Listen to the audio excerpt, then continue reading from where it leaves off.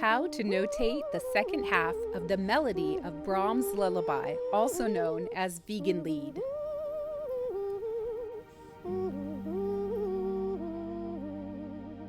We are going to finish the second half of our melody starting with measure 9. We will add 2 eighth notes on our middle C ledger line. Yes, that little ledger line, you are adding 2 eighth notes. Now let's add those beats together. 1 plus 1 plus 1/2 plus 1/2 equals 3, just like in our time signature. 3 beats per measure. Just like in the last video, please add a treble clef sign and 3 bar lines to this staff. It should look like this, and we will work on measure 10. In measure 10, draw a half note in the C space and 2 eighth notes, 1 in the A space and 1 in the F space. Make sure your stems are going up and those eighth notes are connected. 2 plus 1/2 plus 1/2 equals 3 beats. There are 3 beats in this 10th measure, just like our time signature tells us there should be. I wanted to take a quick break and recognize one of my students, Braden, from 3rd grade. He did the notation of Jingle Bells. Great job, Braden.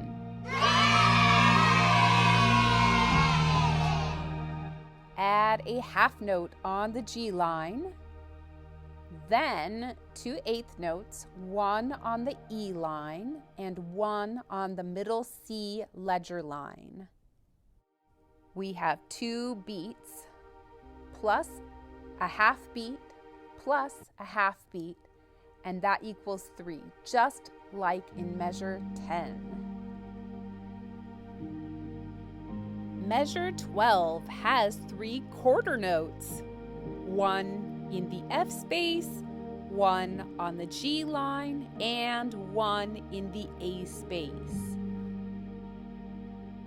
1 beat plus 1 beat plus 1 beat equals 3. On to our next staff, we are adding another treble clef and 3 bar lines.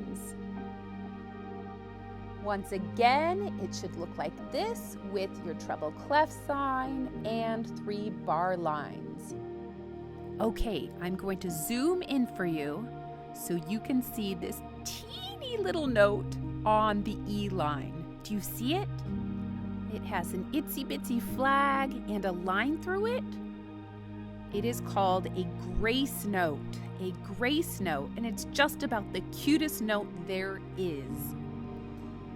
After that, we have a slur right here connecting our grace note to our half note.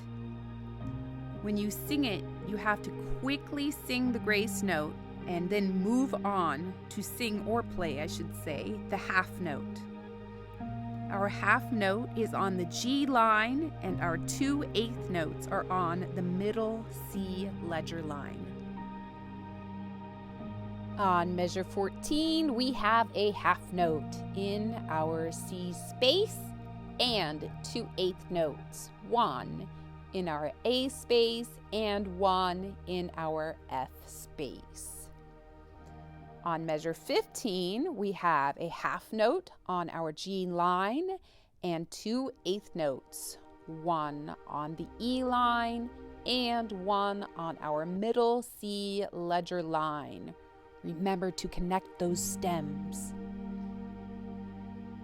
On our final staff of this melody, we are adding yet another treble clef, then a bar line, and at the end a double bar line, which means the end of the piece.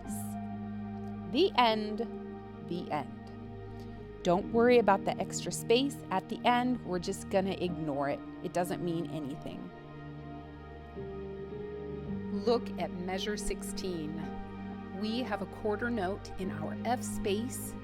Then we have 2 little adorable grace notes, just like our grace note in measure 13. But now there are 2 16th grace notes. Yes, I said 16th notes.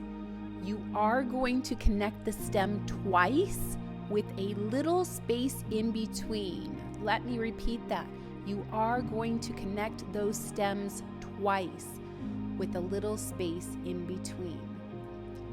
We will tie our F quarter note to our 16th notes. The first 16th note is on the G line, and our second 16th note is in the F space. After that, we have 2 quarter notes, one on our E line and one hugged next to our E line, which is our D. This is our final measure of our Brahms Lullaby melody, measure 17. Please draw a half note on our middle C ledger line and end the piece with a quarter rest.